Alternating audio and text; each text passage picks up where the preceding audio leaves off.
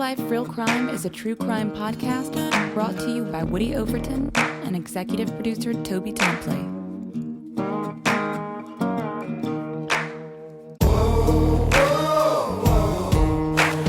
You have the right to remain silent.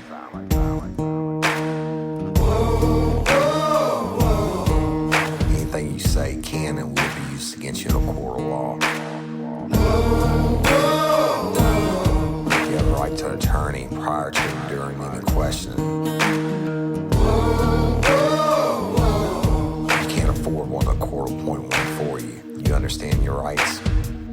Your crime spree was over, son. Yeah, you thought you had it licked, but Detective Overton made you should have turned to shit.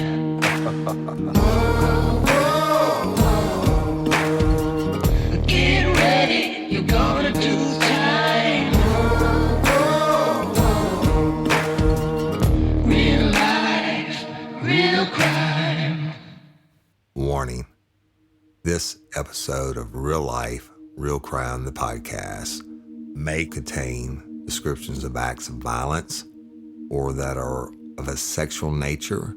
It should be for people that are 18 years or older. Heed my warning, people. I did not get the facts of these cases off of the internet or from some television show. The facts we're retelling you were presented to us by the victims of the crimes or the perpetrators who committed the crimes against the victims. My description of the crime scenes are what I saw with my own two eyes. If you're gonna get offended, please turn this podcast off now. Thank you. Hello, everybody, and welcome to this episode of Real Life, Real Crime, the podcast. And as always, I'm your host, Woody Overton. And today, y'all, we're going to continue and try to finish up the series Nanny Not. I'm going to go as far as I can. We'll see if we can get it done or not. But stay tuned at the end of the show for some announcements. I want to tell each and every one of y'all how much we love and appreciate you. Thank you for sharing us and liking us. And thank you for everybody who took the time to vote for the People's Choice Podcast Awards. I really appreciate that.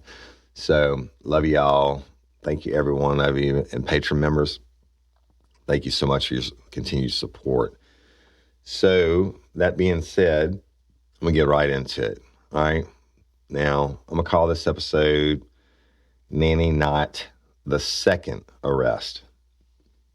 So, when I left you last, Evelyn McKnight had told her cousin to call the cops and tell them that baby Matthew had been thrown off a bridge. Long story short, she gets interviewed by Mr. Kearney Foster and Jennifer Love with the FBI, and she changes her story from not knowing anything to that her son, Rodney, went and rode with Bobby Jordan and threw baby Matthew off the bridge. This is after Rodney allegedly saw Jordan masturbating over the baby, and after Matthew was recovered from the treetops, if you will. By that I mean trees that were falling down into the water on that part of the Tickfall River. He was snagged up, hung up naked in the treetop, and the autopsy was done. It had been a week later. Autopsy was done, and it was proven that he actually drowned. He was alive when they threw him in the water like a piece of trash. But the autopsy also showed the bowels, his intestines were extended out of his anus. Probable rape, probably. But they couldn't say definitively because of the amount of time, the week or whatever had gone by that he had been in the water. So I would tell you this. Evelyn knew that her son, Rodney, was scheduled to do a polygraph, okay? And I think she was afraid of what Rodney was going to go in there and say. Now, obviously, Rodney's story had been that he woke up, got the baby up, out, put him on the floor for the bottle, came back in, saw the masturbation, goes back in and asks to wash the car, comes back out, goes back in his mama's room later, comes back out, and Bobby Jordan made him ride to throw baby Matthew off the bridge. That's what the story was. I think that Evelyn wanted to get out in front of this, that the nanny wanted to get out in front of this, and give this version of the story. So when they interviewed Rodney, that's what he said, right? The problem was, what she didn't realize, well, they immediately, first of all, arrested Bobby Jordan on the 20th, and based off of Evelyn's statement and then Rodney's statement, okay? But guess what? They didn't cancel the polygraph for Rodney. And so he would go in, they would have to get a waiver. Of course, Evelyn said, oh, yeah, I want to take a polygraph, and I want, whatever. And she did not want Rodney going in and doing it. And now I'm going to tell you why. Okay, so on the 21st, the day after Bobby Jordan was arrested, Rodney goes in, and I'm going to read a little bit for y'all, and I don't mess anything up, and then I'll tell you what exactly happened, okay? He goes in for the polygraph, and this is the version of the story that he gives. He said that during the interview, he stated that he went to bed at approximately 10 p.m. and Matthew was asleep. And, Matthew sleeps in Rodney's room in the crib. He said at 7 o'clock a.m. approximately, he got up and Matthew was awake, and he took the baby to the living room, made a pallet, and fixed him a bottle so he could watch cartoons. Rodney stated that when he then went into his mother's room and asked could he wash the car. She told him no because it looked like rain. He then got in bed with his mother. Rodney stated he woke back up at approximately 9 a.m., asked where Matthew was, and no one seen him. He also stated he went in the living room. Bobby Jordan was standing by the sofa with his pants and underwear down his knees playing with himself, and Bobby looked at him funny. Rodney turned off the TV and went and got back in the bed with his mother. Later on, when he went back out, he says that Bobby Jordan, he saw him carrying something out, and he goes outside, and Bobby Jordan makes him ride with him to throw the baby off the bridge, okay? So he sticks with that.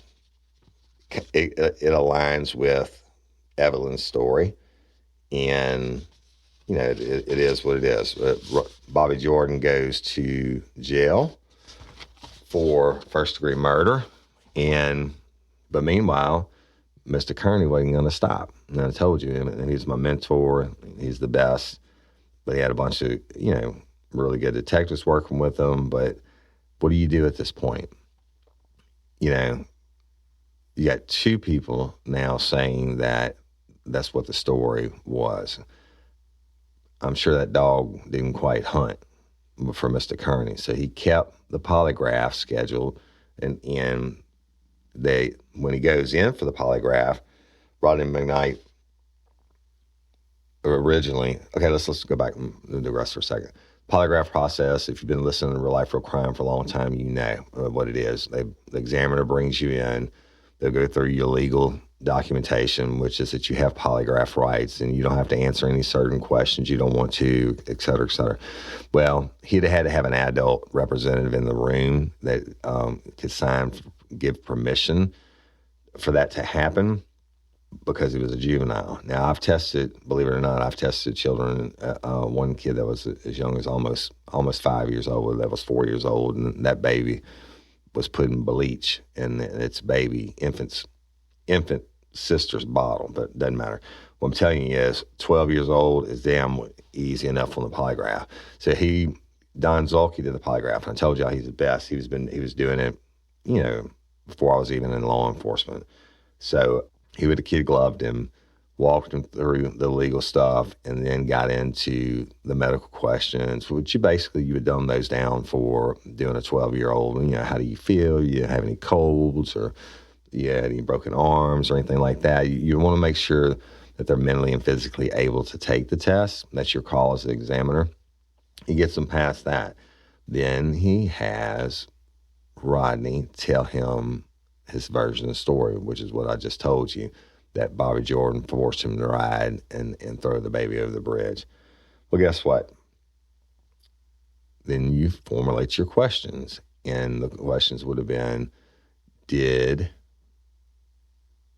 you see Bobby Jordan throw Matthew over the bridge. Are you being truthful in your statements about what happened with Matthew that day? I'm going off the top of my head, y'all. I have the report, but I want to dig it out. And did you see anyone hurt baby Matthew, right? Well, guess what? Comes back, big time deception indicated, all right? Now, the 12-year-old is lying. So what did they do? Instead of letting Don Zulke interrogate him, Mr. Kearney, and had the juvenile officer, Miss Linda Steele, who I told you about, a real sweet lady, and FBI agent Jennifer Love, who's the same one I read y'all the transcript with, interviewing, okay, for the post-test interview. And guess what happens? And I'm going to read part of this to you, and then y'all, it's going to be bad, so just hear it out. So he goes in for the polygraph. He fails. Deception indicated. Zulke would have said, you know what, you're not telling the truth, son. Then these detectives want to interview you, or this detective and this agent want to interview you. So this is his official statement, what he changed it to. Now, meanwhile, Evelyn is not in the room. Remember, she's supposed to be bedridden and shit like that. But I better guarantee you she's shitting gold bricks, wondering what the hell was going to go, Rodney was going to say. Well, when confronted about the lies, this is what he said. Rodney stated his aunt brought him home on Thursday night of 7/14/94 at approximately 8 p.m. He said they played with Matthew until 9 p.m. And his mom, Evelyn McKnight, put Matthew to bed. Now, I'm going to stop and throw some red flags, y'all. Remember, Evelyn wanted her niece, April McKnight, to lie and say she put the baby to bed, and then she would, had Rodney say that he did it. She's trying to distance herself from it. But he said his mama put the baby to bed.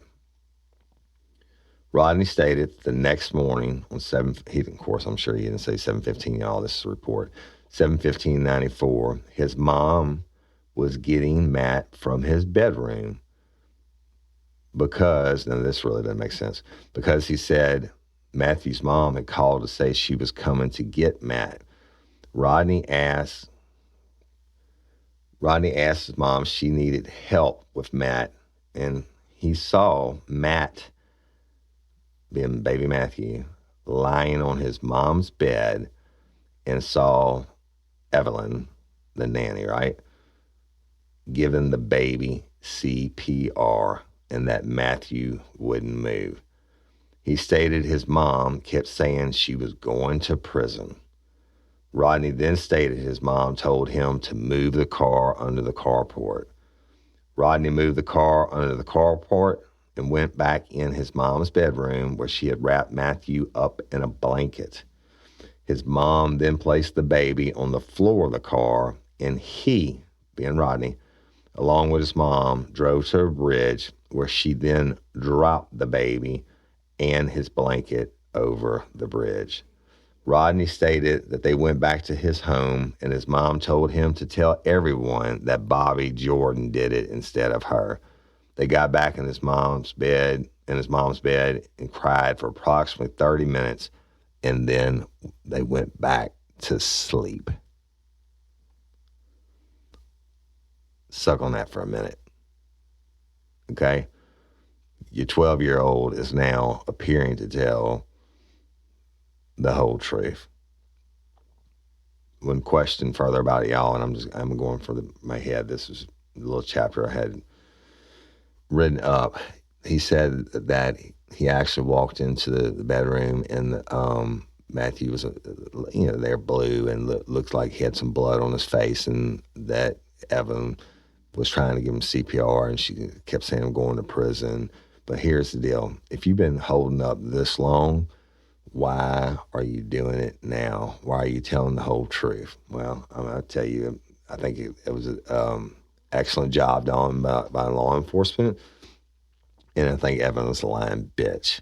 So the only thing that in his statement that would concern me at all would be that Rodney stated that baby Matthew's mama, Populous, had called to say she was coming to get him. Well, that's not true. All right, we know that's not true. That April called, the niece called her later on and asked, did you come pick the baby up without any of us knowing? So, but listen to this, how cold this is. He doesn't say that his mama grabbed the baby and slung him, right? It says his mom then placed the baby on the floor of the car, and he, along with his mom, drove to a bridge where she then dropped the baby and then his blanket over the bridge. Now go back to the FBI interview, or Kearney Foster, an FBI interview, when Mr. Kearney was asking about the blanket, or Jennifer Love was asking about the blanket, and she was giving details on everything for how, the blanket was rough around the edges and da-da-da. You know why? Because that bitch could see it. She threw that blanket in the river. And by the way, it was never recovered. She threw baby Matthew in the water when he was still alive. You know why? Because she's a fucking evil bitch. And you go back to the baby being burned up on the heater. You go back to the baby being murdered, which the parents got arrested for in Tangipahoa Parish. If you haven't listened to the story, you need to go back and listen to the whole thing. So you go through those things, and she skates on them this morning, and the autopsy showed that he was hit with such force that it knocked his teeth through his lips. And I think that she did it. I don't know. This is, me thinking, of course I wasn't there, but I think that she did it in, I don't know, a person's mindset like that, but I've seen it before. I've had people who have injured babies like that. It's like they fly into a fit of rage. Maybe something happened to them when they were a kid. I don't fucking know, but it's not an excuse. A lot of us had bad things happen to us when we were kids, and we don't throw live babies off the bridges. But I think that she, just like those other babies, maybe there's some kind of pleasure center that goes off in her brain when she hurts a defenseless child like that. So I think she hit him, and she hit him a lot harder than she thought. And when she realized she had knocked his teeth through the side of his face and he wasn't breathing, according to her, he wasn't breathing, she was like, oh, fuck. Yeah, it's going to catch up with me sooner or later. But then to have your 12-year-old son go and pull up the car. Now, all along, Rodney's been saying that he pulled up the car and asked to wash it and all that. But well, guess what? He pulled the damn car up, but it wasn't to wash it. He pulled it up because his mama was holding a baby. That I don't think that she thought the baby was dead. I think that she thought, I've heard it bad enough. There's no way for me to explain it. The best thing I can do is go chunk him in the river. It's fucked up. Spark something uncommon this holiday with just the right gift from Uncommon Goods. The busy holiday season is here, and Uncommon Goods makes it less stressful with incredible hand-picked gifts for everyone on your list, all in one spot. Gifts that spark joy, wonder, delight, and that's exactly what I wanted feeling. Hey, y'all, I ordered a super cool piece. It's a candle with a sculpture of LSU's Tiger Stadium on top of it. And each officially licensed laser cut wooden replica features up to 4 layers of detail, creating a bird's eye view of a specific football field, seating section, and more. And every label includes your stadium's name, the team's logo, and school location. And it has a coconut, soy, vegan wax infused with sandalwood smell that creates tailgates and touchdown scent profile, reminiscent of game day. It's invigorating like fresh cut grass and nostalgic like smoke from a pre-game grill, and calming like the crisp autumn air of a new semester on campus. Y'all, I love it. I have it at the base of my TV, and I'm ready to watch the Tigers play on Saturday night, right? Uncommon Goods. Look, when you shop at Uncommon Goods, you're supporting artists and small independent businesses. And many of their handcrafted products are made in small batches. So shop now before they sell out this holiday season. Uncommon Goods looks for products that are high quality, unique, and often handmade or made in the U.S. They have the most meaningful, out of the ordinary gifts anywhere. They even have gifts you can personalize. From holiday host and hostess gift to the coolest finds for kids to hits for everyone from the book lovers to diehard sports fans. Uncommon Goods has something for everyone, not the same old selections you can just find anywhere. And with every purchase you make at Uncommon Goods, they give $1 to a nonprofit partner of your choice. They've donated more than $3 million to date. So to get 15% off your next gift, go to uncommongoods.com/RLRC. That's uncommongoods.com/RLRC for 15% off. Don't miss out on this limited time offer. Uncommon Goods, we're all out of the ordinary. Hey ladies, are you feeling overwhelmed by hormonal changes? Well, you're definitely not alone. There are more than 1,000 hormone disruptors living in our environment right now. It's in your food, your water, the air you breathe, the clothes you wear, your skincare products. They all mess with your hormones. Then there's the natural hormone changes your body goes through, premenopause, menopause. And while it's a natural process, it doesn't mean you have to suffer through it. The good news is you don't have to suffer through it anymore, because now you have Hormone Harmony, a formula made only with herbal ingredients that are shown to reduce hormonal symptoms in women of all ages. Hormone Harmony is not just a hormone support and supplement. It's become a phenomenon. Women can't stop talking about it on social media. A bottle of Hormone Harmony is sold every 24 seconds. And the biggest benefit? Well, my wife says it makes her feel like her own self again. And that's what women mention over and over in the reviews. And there are over 30,000 reviews for Hormone Harmony. And for a limited time, you can get 15% off your entire first order at happymammoth.com. Just use code RLRC at checkout. That's happymammoth.com and use code RLRC for 15% off today. That's happymammoth.com and use code RLRC. Okay, so let me tell you what happens now. They turn around after the polygraph and after this statement where Rodney gives up his mama, Evelyn, and they arrested Evelyn on obstruction of justice. All right, now, why not murder? Let's talk about that. First of all, obstruction of justice in the state of Louisiana can carry up to 40 years. That's the maximum. But why not arrest her on murder? Well, here we go. Because the whole time she's saying, well, not the whole time. Obviously we know she lied, right? And then she went and told the cousin, and they got her, Mr. Curran and them got her in, and they get her to say it was Bobby Jordan. And now I don't know the whole thing about him with his pants down. That was pretty consistent in the two of their statements, but you can't prove anything, even though if they had found the baby in the river before them, maybe they could have found that the tearing and his intestines being pulled out was probably from rape. I don't know. Maybe Evelyn did it. I don't know. And obviously there's no way to prove it. But the obstruction part, that bitch fucking lied. And she lied, and she lied. Now, you think about that. You lay up in the bed playing the fucking victim, and you defending, or you're supposed to be taking care of this baby, and you're going to play the victim. Now, let's go back to the episodes like The Search. You get all these people, God and everybody, out there for days and days on end, including Bobby Jordan, looking for baby Matthew. You laid up in the bed the whole fucking time, and you already know. You already fucking know. And all I would guess you're doing at that point is trying to control the situation. And when you realize that your son's going to have to go in and be polygraphed, then that's when your genius brain comes up with, well, I'll go tell my cousin and tell them to call it in anonymously if somebody threw it over the bridge, whatever. The rest of it, y'all know. On that part, but she gets all these people out there looking, searching, and then she already fucking knew that she threw that baby in the river with his blanket, threw him in the river, dropped him in the river naked, and threw his blanket in afterwards. I don't get it. Then she didn't know about the neighbors seeing her car coming back down George White Road and blocking in at an angle. And all that. So, I mean, fucking, let's face it, most murderers are dumbasses. And she was a dumbass, but let's talk about what happened. So, she goes to jail.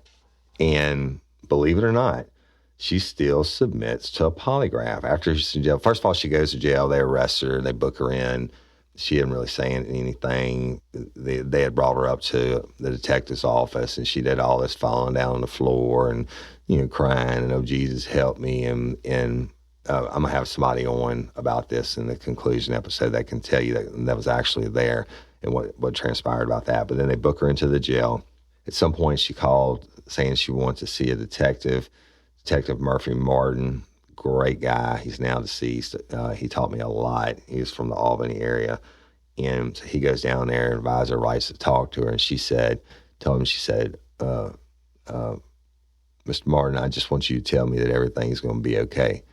And he talked like an old bulldog. And then he told her, I have a supplement report, y'all, and all these will be put up for the patron page.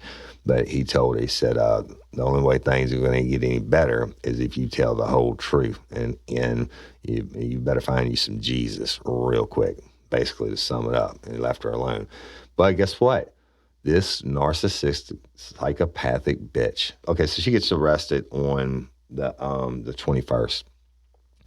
Then she asked him when she got arrested and they advised her right. She asked, she said, well, what did Rodney say? What did Rodney say during this polygraph? What did Rodney say? And when they were locking up, she was like, I just want to make sure Rodney didn't say something that's going to get himself in trouble. I mean, she really believed this kid was going to be able to stand, I don't know, probably 40 years of investigative experience after he gets broke down by the polygraph by, another 20-year veteran on the polygraph. Yeah, he didn't stand a chance. But she's asking, well, what did Rodney say? What did Rodney say? Of course, they didn't fucking tell her, but she is still so adamant that, and she still thinks she's the smartest motherfucker in the room, that she's going to submit to her own polygraph on July 25th. Now, this I'm going to read to you, okay? I'm going to read you the whole thing because, first of all, I love reading Don Zulke's work. So this is dated July 25th, 1994, and it's to Lieutenant Kearney Foster, Livingston Parish Sheriff's Office, P.O. Box, blah, blah, blah. RE polygraph examination of Miss Evelyn McKnight. Social Security number, case number, and it says, Dear Lieutenant Foster, on July 25th, 1994, a polygraph examination was administered to Miss Evelyn McKnight. The main issue under consideration was whether or not Miss McKnight is telling the truth when she claims she did not cause the death of Matthew Populus. Also under consideration was whether or not Miss McKnight is telling the truth when she claims she did not throw Matt's body off the bridge into the river. Before her pretest interview, Miss McKnight signed a form stating she was taking the test voluntarily. This executed form is being retained in the writer's case files. In addition, prior to Miss McKnight's interview, the polygraphist met with Miss McKnight's attorney, Mr. Peck Edwards, who requested that no post-test interview be conducted with Miss McKnight. During her pretest interview and prior to the test being administered, Miss McKnight described to this investigator what she had witnessed the morning of Matt's disappearance. Miss McKnight states that after awakening that morning, she went into the living room and observed Bobby Jordan standing over Matt, who was lying on a pallet. She observed Jordan to be masturbating. She entered the room and confronted Jordan and asked him what he was doing. According to her, Jordan responded by saying that he was on his way to the bathroom, and when saying this, he pulled his pants up and sat back down on the couch. Miss McKnight states that she bent down and checked the baby and did not observe anything unusual, as the baby appeared to be taking a bottle. She states that she then went back and got into bed. Miss McKnight stated that at that time, no one else in the residence was awake other than she and Jordan. Miss McKnight states that sometimes later, and she is not certain how much later, she heard the front door slam. She states that she went back into the living room and observed that Jordan had exited the house and was in the front yard. She immediately checked the baby again and discovered that the baby appeared to be unconscious, with blood coming from his mouth and a swelling on the side of the baby's face. She states that she also observed blood on the baby's gown. She states that she immediately went outside, confronted Jordan, asked him what he had done to the baby. She states that Jordan responded by denying having hurt the baby. She further states that she went back into the house, picked the baby up, brought the baby into her bedroom. She states that she cleaned the blood off the baby's mouth and removed the gown. She then called Jordan into the house and asked him to take she and the baby to the hospital. She states that she wrapped the baby up in a pink and white and blue striped blanket and put the baby's gown inside the blanket with the baby. She states that she did this as she thought the gown might be needed at the hospital. She states that she and Jordan then left the house with Jordan driving the car and she riding passenger holding the baby. After departing the house, she states that instead of Jordan turning towards the hospital, he turned in the opposite direction. And when she questioned him as to where he was going, he told her they could not bring the baby to the hospital, as if they did, she would probably go to jail. Jordan then drove to the bridge and took the baby away from her, throwing the baby off the bridge into the river. She states that they then returned home. Once arriving at the house, she states that she went inside, woke up her son Rodney, and told him what happened. She states that she told no one else other than Rodney. In the polygraph recordings, there were significant emotional disturbances, which are usually indicative of deception when Miss McKnight answered the following listed questions. 1. On or about July the 15th, did you harm Matthew Pappas in any way? She answered no. Deception indicated. 2.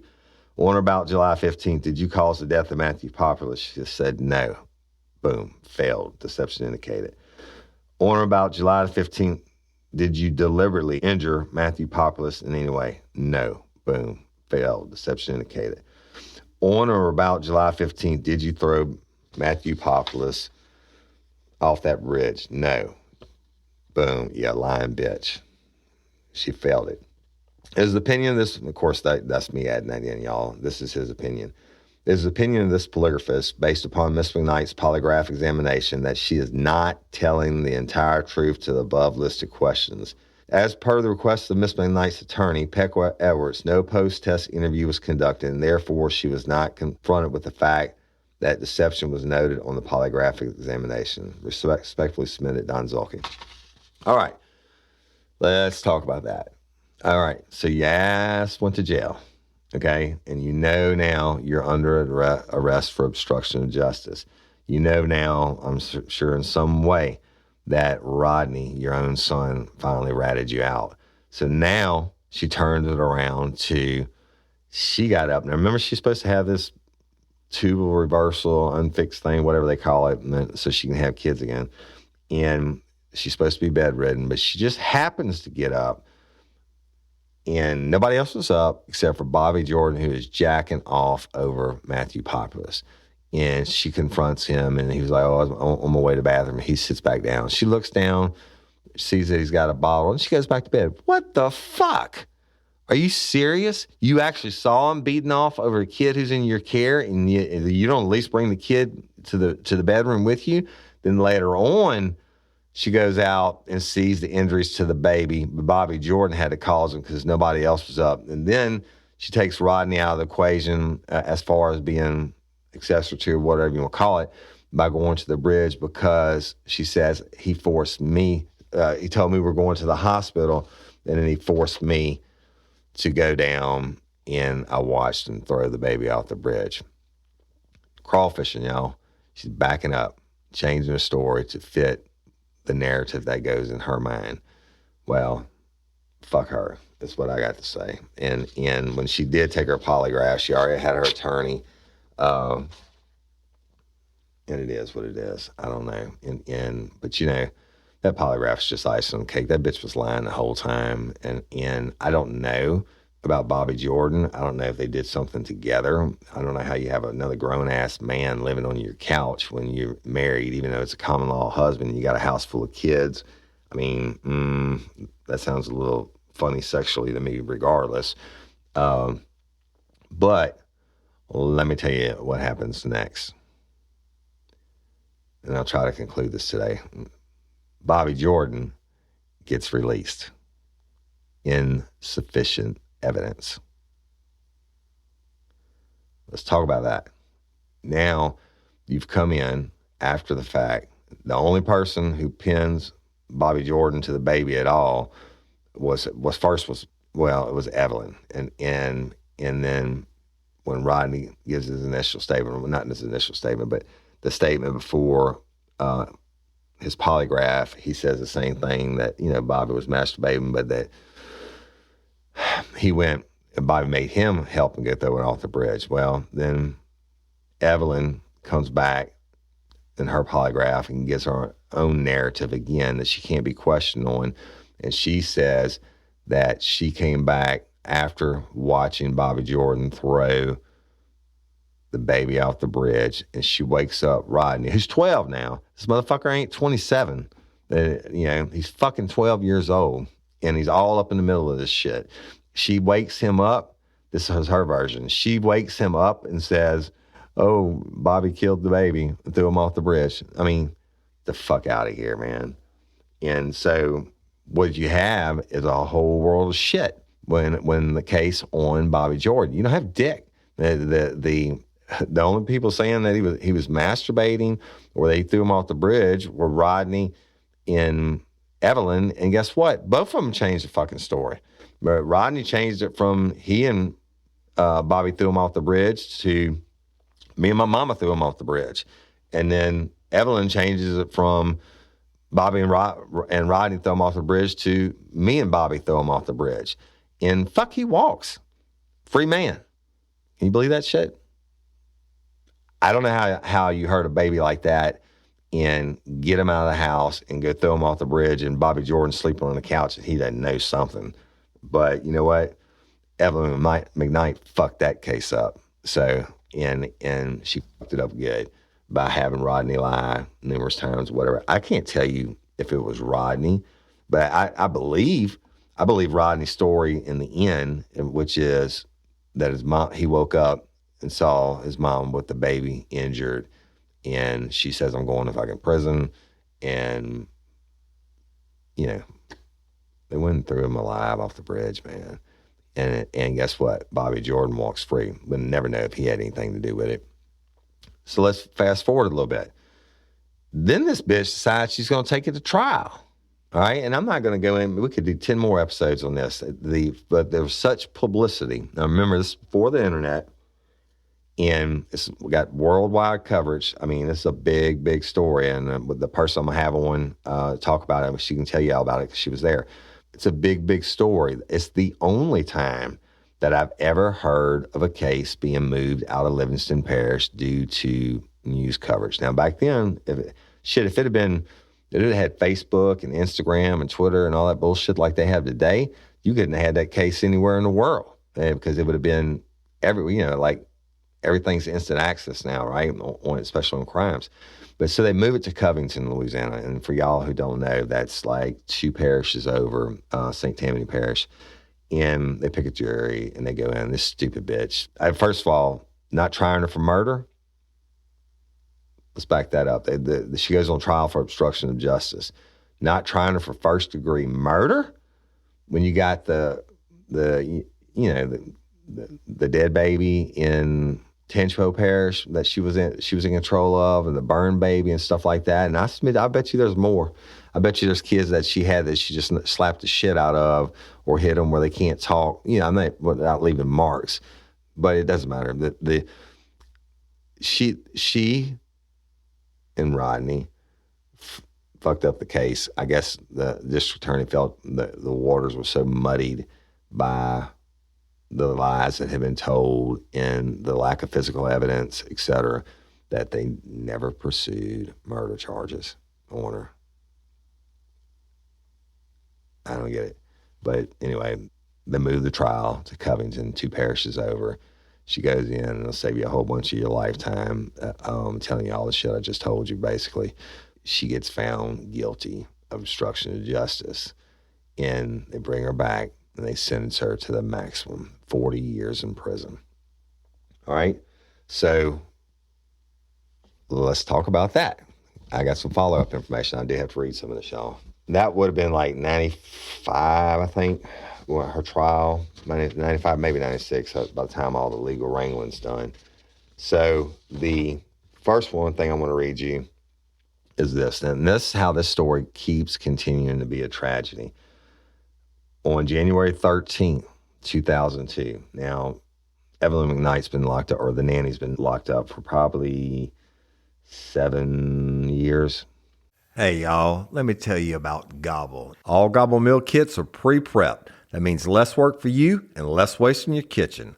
Their meal kits include everything you need so you can save time at the store or just skip that trip entirely. I got the box in and I had 3 different meals. I had a Kung Pao chicken, crispy fish tacos, and a beef bourguignon, however you say it. But let me tell you about the classic beef bourguignon. Look, it came with beef pot roast and a beef broth concentrate, red wine demi-glace, cremini mushrooms, cipollone onions, mashed potatoes, baby carrots, and rosemary thyme butter. It was so easy to make. Literally like 15 minutes it took Cindy. And let me tell you something, all the dishes were fire, but this thing was like a taste explosion in my mouth. It's just unreal. We've got to spend more time together and more time doing the things we love because everything came in this one single box right to my door. So see what a difference Gobble will make for your household.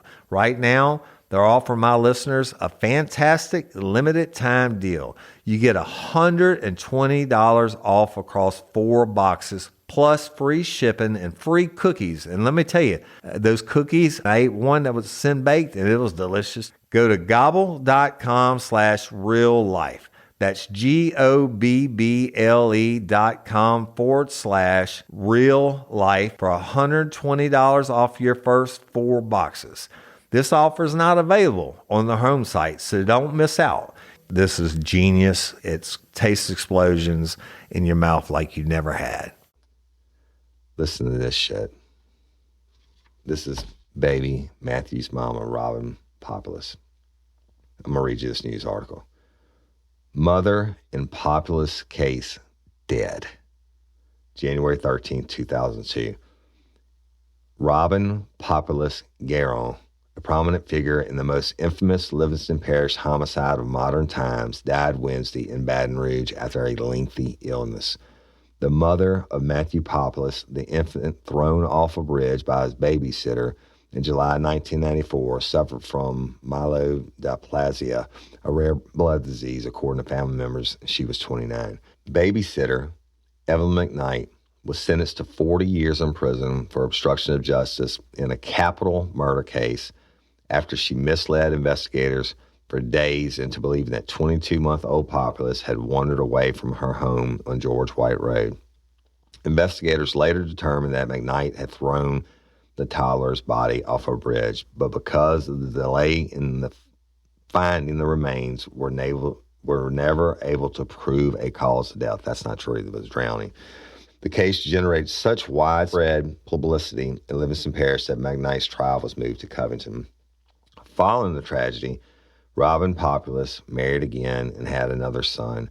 Her immediate survivors include husband Richard Guerin and son Richard Ricky Guerin of Albany. Religious service schedule, such. All right, so what a freaking tragedy, man! It's just a tragedy. I don't get it. I mean, God rest her soul is all I can say. And her and the baby are together. And y'all, my hearts go out to all the victims in this, from the burned baby to the baby that died in Tangeville Parish to Matthew and poor even Rodney in a way because he got screwed by his own mama. All right, so let me read you the next article. This is some years later, 7 years after Robin, the mama of the baby, dies. Now, remember I told you that the grandmother, right when she found out that they had found, that's the first tragedy of it, that when the grandmother finds out they found baby Matthew's body, she dies, a heart attack, and they waked them together, baby Matthew and her. Then the mama dies 7 years later. But on April 17, 2009, the board denies parole for Evelyn McKnight. A woman who was sentenced to 40 years in prison for obstruction of justice in the 1994 death of 22-month-old Livingston Parish boy was denied early release by the Louisiana Parole Board. In 1998, a jury convicted, so y'all did take a while, 1998, that's correct, a jury convicted babysitter Evan McKnight of interfering with the investigation. She is suspected of throwing the body of Matthew Pappas into the Tickfall River. To this day, it is still not known exactly who killed Matthew, but investigators believe McKnight was connected to his death, though she was never charged with the boy's murder. McKnight misled investigators for 6 days as they searched for Populous 15 years ago. McKnight has since served 11 years in prison, but Matthew's father says that's not enough. At his home in Holden, Dwight Hodges shuffled through a box filled with old articles about his son's death, albums, and toys. He not only reflected on the past, but said he fears the future. That's what the judge sends her, and I hope it sticks, he said. Give her the full term. Don't let her out. Keep her in. Let her serve the full term. I don't care if she's 70 or 80 when she gets out. She knows what she did was wrong. Holding back tears, Hodges said he hasn't slept well in the days leading up to the parole hearing. He said he probably wouldn't sleep at all Thursday night. A lot of people have been praying that tomorrow comes out a good deal for me. Just have to wait and see, he said. Tragic, right? So she didn't get it then, y'all, but stay tuned because I got a little more shit to read. Now, I want to read you this. I made some reference to Casey Anthony, and now she was, of course, her trial came about in a time when, we did have the internet, right? So I'm going to read you this article by Mike Dowdy, Dowty, and this was on July 9th, 2011. It says, July 15th, 1994 was a hot summer day, much like the ones we've been having lately. It was on that quiet Friday morning when word began to spread of a missing toddler in the Holden area. His name was Matthew Populous. Today, I wonder how many people remember that name. Certainly anyone who was an adult back then in Livingston Parish or within range of the Baton Rouge news channels would recall it. Yet I'm sure many under 30 might struggle to recollect the case that became, for the rural Florida parishes a decade and a half ago, what the recently concluded Casey Anthony trial has been to this summer's American TV viewers. So if you never knew who Matthew Populous was, if you never heard of Evan McKnight, settle down for a little Gothic history from George White Road. Though the players in these two trials arrived to their hot seats from very different worlds, the sordid evil they share in common is striking. Matthew Populous ended his short life the same way poor little Kaylee Anthony, shrouded in mystery. Casey Anthony, the glamorous Florida defendant, just acquitted of murdering her daughter, will be getting out of jail this week to the shock and outrage of the world. Evan McKnight, the woman believed to have killed Matthew Populous, remains in prison. Both led authorities on a wild goose chase to cover their tracks. Both pointed fingers to falsely accuse others, and both stonewalled on the ultimate question through withering interrogations without ever cracking. These relentless liars are two remarkably cold human beings. The biggest difference between their two stories is the legal outcome. One was tried for murder and beat the rap. The other for obstruction of justice that netted her the 40-year maximum sentence. Prosecutors in Florida went for the whole enchilada against Casey Anthony, and they were stunned to discover that most of the individuals impaneled in the jury, it turned out, were born yesterday. Marcia Clark, the lead prosecutor who suffered the unanimous defeat in the original O.J. Simpson murder trial, wrote that the Anthony verdict was worse. The O.J. case turned on the race card and racial resentments exhibited by a mostly black Los Angeles County jury. The Anthony jurors had no such axes to grind. They simply took the words of reasonable doubt to a tortured extreme. This fastidiousness rendered them unable to connect the bizarre behavior of their defendant to her obvious guilt. Perhaps the prosecution should have foreseen this. I'm not sure how the obstruction laws in Florida work, but here in Louisiana, a person does not get the benefit of the doubt for misleading police in a capital murder investigation. McKnight prevented authorities from recovering the body of the toddler in her care and in time to determine how he died. That's because she threw the kid off a bridge into the Tickfall River and then lied for 6 days. She told the world the infant had wandered off, maybe kidnapped, been molested by a house guest. That depends on what day she was asked the question. Unlike Casey Anthony, the mother who tried to finger a fictitious babysitter, McKnight was not the mother, but a babysitter.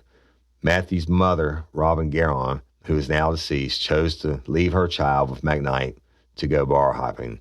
That's not exactly Mother of the Year behavior, but sadly, it isn't all that rare.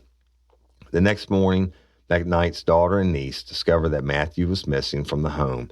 For several days, law enforcement officers and numerous volunteers conducted an intensive search of the woods nearby to locate the child. McKnight first told authorities she did not know what had happened to Matthew. Then her son, Rodney, told investigators that he witnessed a house guest, Bobby Jordan, throw the child into the Tickfall River. This helped authorities find the body, and momentarily, Jordan faced a murder charge. Yet after continued questioning, Rodney finally fessed up that, in fact, it was his mother who had done the deed. McKnight then changed her story, claiming she found Matthew bleeding and unconscious and wanted to take the child to the hospital, but Jordan refused to drive there. Instead, he drove to a bridge where he threw the child into the river. By this time, her pathological lying was all too obvious. McKnight was so notorious by the time her case came to trial that her attorneys received a change of venue to Covington, where a jury of 12 strangers voted unanimously to send her away. Some people criticized prosecutors then for not pressing for a murder conviction. DA Scott Perlew was no doubt motivated by a legitimate concern that a jury might not be willing to swallow murder, since it was unclear to this day how or why Matthew Populus died. What just happened in Florida may have vindicated his decision. So, man, and I get it, and I think Scott Perlew he's a friend of mine. He's a good DA, but nobody wants to lose, especially on probably their most infamous case. And so, guess what? Statute of limitations on murder never goes away. And I'm going to tell you something that I heard was really disturbing from a member of Matthew's family. Now, I met his half-brother, but he wasn't the one that told me this. It was another family member that told me.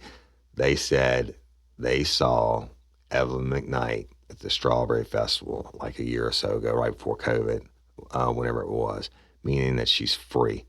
They said that she got free because the next time she came up for parole, Mr. Guerin was dead, and there was nobody there to stand up for baby Matthew, and she's out. I don't know if that's true. I'm just telling you what they told me, but I can tell you this. If she's out, don't let her be the nanny for your kids. And the statute of limitations on murder never runs out. And I would love to sit down with Rodney and interview him now that he's an adult. Think about that. So that was 94, 2004, 16, and 12. Shit, he's 38 years old. So I'm sure he doesn't have a reason to talk. But Matthew's dead. Nobody's ever served a day of prison time for his murder. It's crazy, y'all. I think I'm going to do one more. I may put up Patreon, but I'm going to interview somebody who was there through the whole deal, and she has a lot of insight. But I don't know. Just do not let her be your nanny, period. And if she is out, I'm sure she's on parole. 40 years would have been, it would start at the time back in 95, so 40 years would have been 2005, 15, 25, like 2035. So, I mean, if she's out, which I don't know if I believe that, but if she is, and she's got a long-ass time to serve on probation or parole, and I'm sure she has conditions where she's not supposed to be around kids and shit like that. But this is just one fucked up story. And all of us that have kids know it. My heart goes out to the family, all the families actually, of the victims. in the cases. And, I can read you more stuff about the Tangipahoa Hill case and all that, but I'm not going to do it today. But I hope y'all enjoyed this series. There may be one follow-up. I'll let you know next week. And we'll include Nanny Not. With that being said, let's talk about a couple things. RRC. Our app, y'all, we're almost in the beta testing phase, and it's going to be fire. We're going to have everything under one spot, and it's not going to cost you a dime. They will have upgrades in the app, like Patreon stuff, but if you don't want to, you still get to go there. You'll get everything that's on Facebook crew pages. You'll get everything. You get all this content that we have over like 9 different pages now, and including Patreon members. It'll have the scheduling for your free gifts and stuff like that. We won't have to worry about that anymore. But it's going to be so much more than that. All kinds of articles, and then you'll have forums where you can talk, and we don't have to worry about getting censored by Facebook or anybody else and all that. So pretty exciting thing, and we're investing a lot of money and time into it, but we're doing it, and I think it's going to be fabulous. The only other true crime podcast in the world that has an app is Sword and Scale. I know how big they've been forever. Mike Boudet.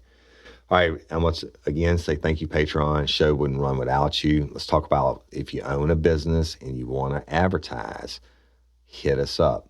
Email, the word email, email .Cindy, CYNDI, at realliferealcrime.com. We do it every week. If you're not a Patreon member, you get your commercials. We do it for all these national companies. Let us do it for you. And we have a wide variety of options on ways the compensation can be paid, okay?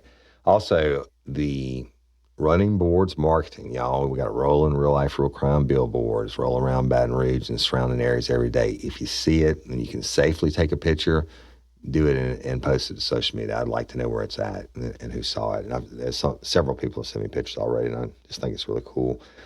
And Gateway Inc., y'all, again, that's the nonprofit corporation that helps autistic adults from one end of the spectrum to the other. They work with them to develop life skills and job skills, et cetera. Now, look, again, I told you, I know an attorney who's autistic, right? And she's smarter than shit, but she has autism, but she's on one end of the spectrum. I also know people on the other end of the spectrum who can barely take care of themselves, but they find out where they fit in the range. And then the Gateway Inc. is actually a company, a printing company, and that's where they put a lot of them go, and have jobs. And that they do all our T-shirts and all that stuff from the designs. They design our koozies and all this different stuff. And they came to the Crew Bash. They came to my meet and greet at Le Chien and sold the merch for us. We love them. Y'all, if you need something printed, hit up Gateway Inc. Those are our people. They are so freaking awesome. And this was started by a daddy who is an attorney, whose son was reaching the age where he was going into the workforce, and there really wasn't a lot out there for him to do it. But now it's a big deal, and they're changing lives every day and giving these adults a chance to having a better life. So Gateway Inc., it's nonprofit. If you need something printed, go to them. And that's not a commercial. That's Woody Overton say, I love those people. They're doing great stuff. And finally, last but not least, and I'm sure I've been getting some, but last but not least, LOPA, Louisiana Organ Procurement Agency. Y'all, take 2 seconds and go to www.lopa.org and sign up to be an organ donor. Give the gift of life. Be a hero, man. Help improve lives. When they do a lot of just the chances that your organs are ever going to get used are almost non-existent. I mean, I can't say that. They're very, very low. But if they do, who gives a shit? You're going to be dead, right? And meanwhile, your stuff can go up to other people and help them live, especially now with the COVID and all these double lung transplants and all that stuff. It's such a shortage, and people are dying every day. And if you're going to be dead, and they're going to take you off life support. You're not going to be needing shit anyway. So love LOPA. And if you're a listener, you don't have to be from Louisiana. If you're a listener in Anchorage, Alaska, you can sign up under lopa.org, okay? So I love and appreciate each and every one of you. You rock. That's going to conclude this episode of Real Life, Real Crime, the podcast. And I'm Woody Overton, your host. And until next time or ever, don't let me catch you down on Murder Bayou. Peace.